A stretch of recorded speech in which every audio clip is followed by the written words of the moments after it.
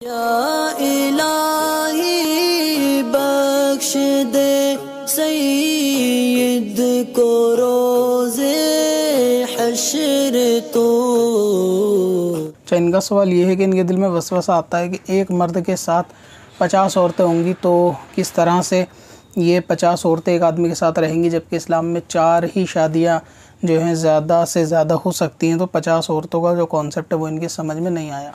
तो ये जो हदीस पाक का मफ़हूम है कि क़यामत के करीब हर मर्द की किफ़ालत के अंदर 50 औरतें होंगी, अव्वलन तो ये है कि 50 से मुराद हर शख्स के पास एग्जैक्ट 50 ही हो, ऐसा ज़रूरी नहीं है। ये मुबालग़ा वाली बात है। मतलब ये कि ज़्यादा से ज़्यादा औरतें होंगी और एक मर्द की किफ़ालत में। और इससे मुराद बीवियां भी नहीं है कि 50 बीवियां होंगी, क्योंकि 4 ही शादी जायज़ हैं ज़्यादा से ज़्यादा। इससे मुराद ये है कि उसकी किफ़ालत में, यानी कमाने वाला मर्द एक होगा और उसके अंडर खाने वाले लोग काफ़ी ज़्यादा होंगे। अब इसके अंदर जो है ना, बहनों की तादाद हो सकती है और फूफी, खाला, दूसरे रिश्तेदार हो सकते हैं जो कि लेडीज़ होंगी और वो उसके साथ होंगी।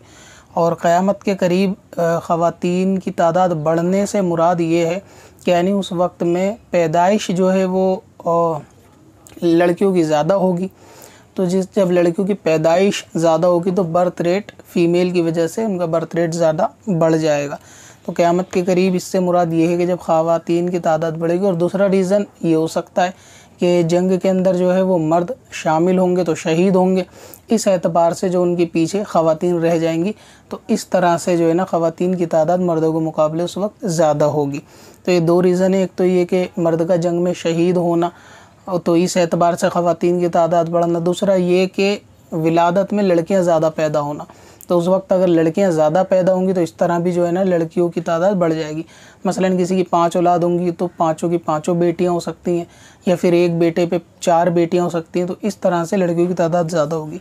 जब उनकी तादाद ज़्यादा होगी तो जाहिर है कि कमाने वाला अगर मर्द घर में एक है तो उस घर के अंदर काफ़ी ख़वातीन होंगी और दूसरे रिश्तेदारों की मसलन अगर जोड़ ली जाए तो इस तरीके से एक मर्द की किफ़ालत में 50 से मुराद ये है कि उनकी किफ़ालत बंदा करेगा। मतलब एक फ़ैमिली को पालने वाला शख्स होगा तो उसमें कम से कम 50 औरतें खाने वाली होंगी। मतलब अकेला तन्हा कमाने वाला होगा, खाने वालों की तादाद ज़्यादा होगी।